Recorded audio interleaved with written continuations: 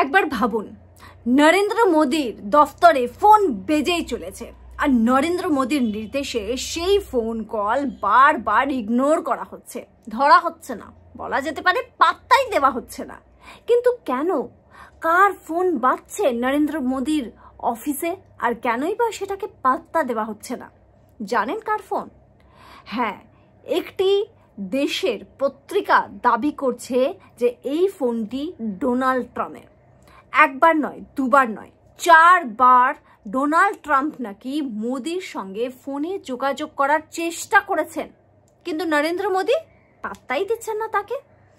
এই খবরটা অবশ্যই রীতিমতো ছড়িয়ে পড়েছে আগুনের মতো যে ডোনাল্ড ট্রাম্পকে এবার একেবারে দেখা যাচ্ছে যে কোমর ভেঙে দ্বারস্থ হতে হচ্ছে নরেন্দ্র মোদীর। দেখুন আজকের প্রতিবেদন। ট্রাম্প একবার নয়, দুবার নয়, 4 বার ফোন করেছেন নরেন্দ্র মোদীকে। নরেন্দ্র মোদীর সঙ্গে যোগাযোগ করতে চেয়েছেন, কিন্তু নরেন্দ্র মোদী একবারও তার ফোন ধরেননি, তাকে পাত্তাই দিচ্ছেন না। কেন কেন ফোন ধরছেন না নরেন্দ্র মোদী? সাধারণত এই ধরনের ঘটনা একেবারে বিরল যে একজন দেশের রাষ্ট্রনেতা আরেকটা দেশের রাষ্ট্রনেতার সঙ্গে যোগাযোগ করতে চাইছেন আর তিনি কথা বলতে চাইছেন না, পাত্তা দিচ্ছেন না। এরপরে রীতিমতো প্রশ্নের ঝড় উঠেছে যে কেন নরেন্দ্র মোদী ফোন ধরছেন না। এই খবরটাই বা আসলো কোথা থেকে, সবটাই আপনাদের জানাবো। দেখুন এই প্রতিবেদন। আমি রয়েছে আপনাদের সঙ্গে শ্বেতা ভট্টাচার্য আর আপনারা দেখছেন পাবলিক তথ্য বাংলা। দেখুন, যেটা জানা যাচ্ছে যে জার্মানের একটি সংবাদপত্র তারা এই খবরটা করেছে এবং রীতিমতো সেখানে দাবি করা হয়েছে যে ডোনাল্ড ট্রাম্প নরেন্দ্র মোদীকে বারবার ফোন করে যাচ্ছেন আর নরেন্দ্র মোদী তাকে পাত্তাও দিচ্ছেন না। তবে এখনো পর্যন্ত নরেন্দ্র মোদী বা পিএমওর তরফ থেকে কোনো রকম এই খবরে শিলমোহর দেওয়া হয়নি, এই বিষয় নিয়ে কোনো মন্তব্য করা হয়নি। তাহলে জার্মান এই পত্রিকা কিভাবে এটা দাবি করছে বা কিভাবে এই তথ্য পেয়েছে সেটা কিন্তু বলা হয়নি সেই পত্রিকাতে, কিন্তু রীতিমতো বলা হয়েছে যে নরেন্দ্র মোদীর সঙ্গে কথা বলতে চাইছেন ডোনাল্ড ট্রাম্প, কিন্তু নরেন্দ্র মোদী বারবার অস্বীকার করছে। আর এর পিছনেও বেশ কিছু কারণও দেওয়া হয়েছে। আর এখান থেকেই একটা জল্পনা যে সত্যিই কি এই ঘটনা ঘটেছে, নরেন্দ্র মোদীকে পাত্তা দিচ্ছেন না। আর যদি এটা হয়ে থাকে তাহলে কেন বা কোন জায়গার সম্ভাবনার কথা ভেবে বা রীতিমতো সতর্ক থাকার জন্য নরেন্দ্র মোদী এই পদক্ষেপ নিচ্ছেন। রীতিমতো এই গোটা বিষয়টা নিয়ে মানুষকে ভাবাচ্ছে। দেখুন, রিসেন্টলি আবারও কিন্তু ডোনাল্ড ট্রাম্প দাবি করেছে যে বিশ্বজুড়ে ডোনাল্ড ট্রাম্পের চেষ্টায় নাকি 7টা যুদ্ধ আটকানো সম্ভব হয়েছে। আর তার মধ্যে থেকে আরও একটা অন্যতম যুদ্ধের নাম নিয়েছেন ডোনাল্ড ট্রাম্প, সেটা হচ্ছে ভারত এবং পাকিস্তান। তার দাবি যদি তিনি ইন্টারফেয়ার না করতেন, এই যুদ্ধ না থামাতেন, তাহলে নাকি আর 2 সপ্তাহের মধ্যে ভারত পাকিস্তানের মধ্যে পরমাণু যুদ্ধ হতে পারত। আর এই বিষয়টাই তথ্য তার বলার পর থেকে ভারত কিন্তু বিষয়টাকে ভালোভাবে নিচ্ছে না। এই মুহূর্তে ভারত এমন একটা অবস্থানে দাঁড়িয়ে আছে যেখানে আগামী দিনে হয়তো আমেরিকাকে প্রয়োজনই পড়বে না। ভারতের বেশ কিছু পদক্ষেপে হয়তো অপ্রাসঙ্গিক হয়ে যেতে পারে আমেরিকা। আর ঠিক এই সময়ে যে খবর সামনে আসছে জার্মান পত্রিকা, সেটাও কিন্তু রীতিমতো ভাবাচ্ছে। হতে পারে যে যেহেতু ভারত এই মুহূর্তে চীনের সঙ্গে তাদের সম্পর্ক খুব ভালো করে এগোতে চাইছে এবং চীনও তাদের তরফ থেকেও বিরল একটা দৃশ্য দেখিয়ে বিরল একটি তাদের পক্ষ থেকে একটি পদক্ষেপ নিয়ে তারাও যেটা রীতিমতো সিগন্যাল দিচ্ছে বিশ্বকে যে ভারতের প্রতি তারাও কিন্তু বন্ধুত্বের হাত বাড়িয়ে দিতে চায়। ঠিক এমন সময় ট্রাম্পের ফোন করা, সেটাকে কি ভারত কিংবা নরেন্দ্র মোদী খুব একটা ভালোভাবে নিচ্ছেন না? কোথাও একটা কি মনে করা হচ্ছে যে আমেরিকা এমন কোনো চাল চলতে চলেছে ফোন করার মাধ্যমে, যার জন্য এই গোটা ডিলটা, এই গোটা যে বিশ্বজুড়ে খেলা চলছে আমেরিকার বিরুদ্ধে, যেভাবে অন্য দেশগুলো জেগে উঠেছে, সেটাকে আটকানোর পরিকল্পনা কোনো ছক রয়েছে আমেরিকার বা ডোনাল্ড ট্রাম্পের। আর সেই কারণেই নরেন্দ্র মোদী হতে পারে যে ফোনটা ধরছেন না। তবে এই যে পত্রিকা, এই সমস্ত কিছু কিন্তু অনুমান, কিন্তু এই যে পত্রিকা দাবি করেছে, তারা কিন্তু স্পষ্টভাবে কোনো দিন ক্ষণ সেটা কিন্তু মেনশন করেনি যে কবে ডোনাল্ড ট্রাম্প ফোন করেছে, কেন ফোন করেছে, মোদী ধরেনি। আবার এই বিষয়টা নিয়েও কিছু বলেনি যে ভারতের পক্ষ থেকে তাদের কাছে কোনো কিছু কনফার্মেশন রয়েছে কিনা। কিন্তু এই দাবি যখনই করা হয়েছে তখন খুব স্বাভাবিকভাবে যে খবরটা বিশ্বজুড়ে ছড়িয়ে পড়েছে, নানান প্রশ্ন উঠছে, নানান মেরুকরণের কথা হচ্ছে, কিন্তু ভারতের তরফ থেকে কিন্তু এই বিষয় নিয়ে এখনো পর্যন্ত অফিসিয়ালি কোনো মন্তব্য করা হয়নি। অনেকে বলছেন যে যেভাবে 10 আগস্ট ডোনাল্ড ট্রাম্প মন্তব্য করেছিলেন যে ভারত এবং রুশের ডেড ইকোনমি, সেই ডেড ইকোনমি নিয়ে ওরা চলে যাক, কারণ তিনি তো এমন একজন ব্যক্তি যিনি মনে করেন যে বিশ্বের যে অর্থনৈতিক ব্যবস্থাটা তার মুড সুইং এর মতোই চলবে, কিন্তু সেটা হয়নি।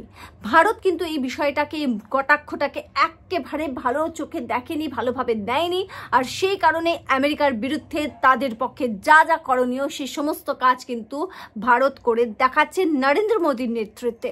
এবং এই যে ডেড ইকোনমি যেভাবে আক্রমণ করেছিল ডোনাল্ড ট্রাম্প ভারতকে, তার বিরুদ্ধে কিন্তু এটা আগের ভারত হলে হয়তো চুপ করে যেত, সময়ের অপেক্ষা করতো যে সঠিক সময় উত্তর দেওয়া হবে, কিন্তু নরেন্দ্র মোদীর ভারত কিন্তু সেটা করেনি। নরেন্দ্র মোদীর ভারত কি করেছে, প্রাইম মিনিস্টার নিজে এই যে ডেড ইকোনমি তার একেবারে পাল্টা উত্তর কিন্তু দিয়েছেন। এবং সেই পাল্টা উত্তর দিতেই দেখা গিয়েছে যে বিভিন্ন দেশ, রুশ থেকে শুরু করে চীন থেকে শুরু করে, তারা কিন্তু ভারতের পাশে বন্ধু হয়ে দাঁড়িয়েছে।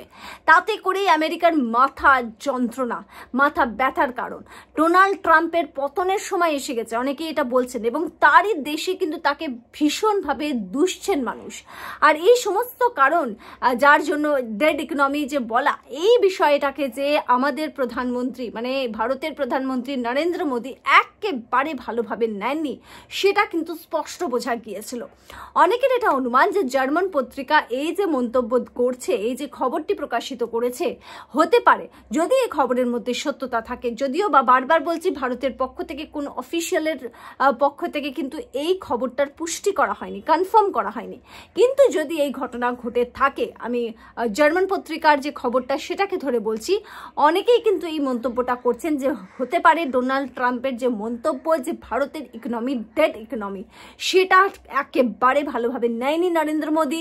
ভারত এবং যারা যারা অফিসিয়ালসরা রয়েছে, বিদেশ মন্ত্রীরা রয়েছে, তারা কিন্তু রীতিমতো যে সিদ্ধান্ত নিয়েছে যে ডোনাল্ড ট্রাম্পের সঙ্গে আর কোনো কথা নয়। দ্বিতীয় যে পসিবিলিটি হতে পারে, যেটা আপনাদেরকে বললাম, যে এই মুহূর্তে যে দেশগুলো শক্তিশালী হয়ে উঠছে, কারণ দেখুন নরেন্দ্র মোদী স্পষ্টভাবে ডোনাল্ড ট্রাম্পের এই যে কটাক্ষ যে আমাদের ইকোনমি ডেড ইকোনমি, তার উত্তরে কি বলেছিলেন যে আগামী দিনে যে 3টে দেশ সব থেকে শক্তিশালী যাদের ইকোনমি হয়ে উঠছে, তার মধ্যে ভারত অন্যতম হয়ে উঠতে চলেছে। সুতরাং তারা এবার দেখিয়ে দিচ্ছে, ভারত এবার দেখাচ্ছে যে কি করতে পারে আমেরিকাকে ছাড়া ভারত। শুধু ভারতই নয়, চীন, রুশ, ভারত সবাই এক জায়গায় হয়ে, ব্রিক্সের দেশগুলো এক জায়গায় হয়ে তারা যেভাবে গোটা খেলাটাকে ঘোরাচ্ছে, তাতে করে আমেরিকার ইকোনমিতে যে জোর ধাক্কা পড়তে চলেছে, ডলারের গুরুত্ব যে একেবারে কমতে চলেছে, সেটা কিন্তু বলার অপেক্ষা রাখে না। আর এই সব কিছু থামাতেই, যেহেতু তারই দেশে মানে আমেরিকাতেই যে এই পদক্ষেপগুলো নিয়েছেন ডোনাল্ড ট্রাম্প, যেভাবে ট্যাক্সের ওয়ার করেছেন বলা যেতে পারে, ট্যাক্সের যে অ্যাটাক করেছেন ভারতের ওপর, সেটার জন্য তাকেই কিন্তু কটাক্ষের মুখে পড়তে হচ্ছে তার নিজের দেশে। বোকা, মূর্খ এমন আখ্যাও কিন্তু দেওয়া হচ্ছে ডোনাল্ড ট্রাম্পকে। আর সেই জায়গাটা নিজেকে বাঁচাতে, যাতে আগামী দিনে তার পলিটিক্যাল ক্যারিয়ার এই একটা সিদ্ধান্তের জন্য শেষ না হয়ে যায়, সেই কারণেই কি এবার কিছু বড় সিদ্ধান্তে আসতে চলেছেন ডোনাল্ড ট্রাম্প। কিন্তু যেটা দেখা যাচ্ছে এই রিপোর্ট অনুযায়ী যে নরেন্দ্র মোদী সেটা চাইছে না। যদি এই খবরের সত্যতা থাকে, তাহলে নরেন্দ্র মোদী কি এবার দেখিয়ে দিতে চলেছেন গোটা বিশ্বকে যে ভারতের ইকোনমি, যেটাকে ডেড বলা হয়েছিল, সেটা কি খেলা খেলতে পারে, এবং যে ইকোনমি নিয়ে বুক চিতিয়ে ঘুরে বেড়াচ্ছে আমেরিকা, ডোনাল্ড ট্রাম্প বড় বড় কথা বলছেন, সেটাকে কিভাবে মুখ থুবড়ে ফেলে দিতে হয় সেটাও দেখাতে চলেছেন। এই পত্রিকা যে খবরটি করেছে, যে দাবিটি করেছে, তার মধ্যে কতটা সত্যতা রয়েছে সেটা ভারতের পক্ষ থেকে শিলমোহর না পড়লে জানা যাবে না। কিন্তু তার মধ্যে যদি কোনো সত্যতা থাকে, তাহলে ভারত যে রীতিমতো চোখ রাঙানি মেনে নেবে না, সেটা একেবারে এবার স্পষ্ট বুঝিয়ে দিয়েছেন নরেন্দ্র মোদী। আগামী দিনে কোন দিকে যায় ভারত, কিভাবে একেবারে যেটাকে বলা হয় যে আমেরিকা যেভাবে অপমান করেছে রুশকে, ভারতকে, কিভাবে জবাব দিতে হয়, সেটা কিভাবে ভারত, রুশ এবং চীন দেখাবে, সেটা এবার গোটা বিশ্ব দেখার অপেক্ষায়। দেখতে থাকবেন পাবলিক তথ্য বাংলা। আর এই বিষয় নিয়ে আপনাদের যদি গুরুত্বপূর্ণ মতামত থাকে, অবশ্যই জানাবেন কমেন্ট করে। দেখতে থাকবেন, আবার একটা নতুন প্রতিবেদন নিয়ে খুব তাড়াতাড়ি ফিরবো। ভালো থাকবেন।